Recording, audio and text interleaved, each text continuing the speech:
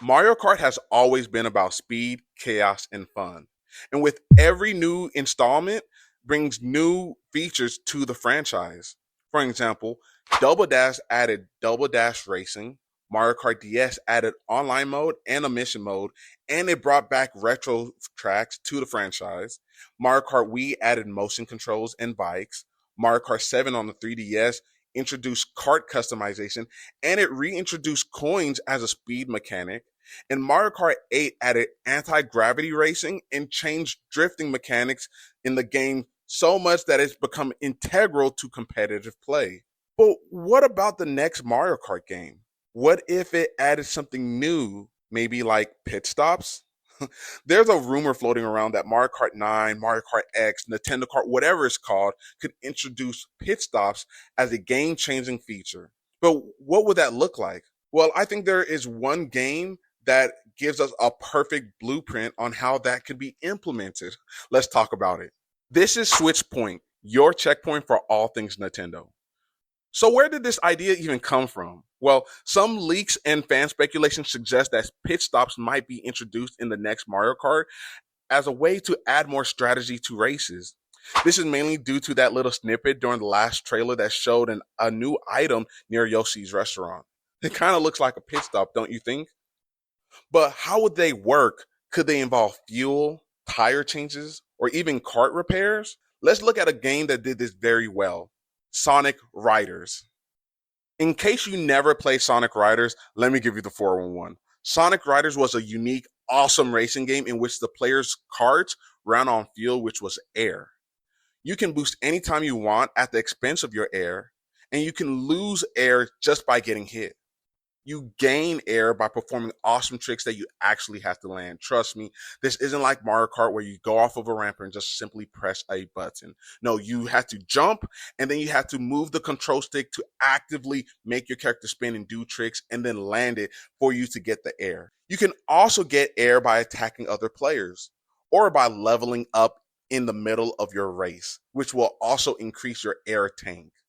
Lastly, if you run out of air, you can acquire some by stopping at a pit stop. So if you played Sonic Riders, you know pit stops were essential. This is a racing game that instead of just driving, you had to actively manage your air supply, which powered your boards. And if you ran out, you were forced to run on foot like a barbarian, slowing you down big time. The pit stops acted as a high risk, high reward system. Do you take the time to refill or risk running out of air mid race? So now that we know of a game that successfully implemented pit stops, how could Mario Kart 9 implement something similar? Imagine this. Instead of just racing, you have to also manage a new resource: coins. Yes, the same coins that we had before, but this time coins will also help pay for repairs for your vehicle mid race. Imagine you're drifting to the right and then you get hit by a red shell on the right side of your cart. Now, every time you drift to the right, you notice that maybe it takes a little bit longer to get a mini boost, or simply you notice that you can't turn as tightly to the right side. Maybe you can still drive on it, but it impacts you enough where you have to ask yourself the question: should I stop at a pit stop, or can I still win with this busted right tire? This could add a whole new layer to the Mario Karting strategy, making races feel more dynamic. Another way pit stops can be implemented is by having loadouts of perks and items before each race that is only upgraded or unlocked at the pit stops during each race.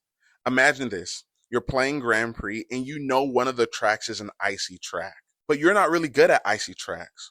So you set up your loadout for that. If you're losing and have enough coins, you can stop at a pit stop to buy skid free tires, and everybody's loadout wouldn't be the same. For example, my brother's really good at Mario Kart and he doesn't ever struggle with icy tracks. So he's not going to pit skid free tires as his loadout.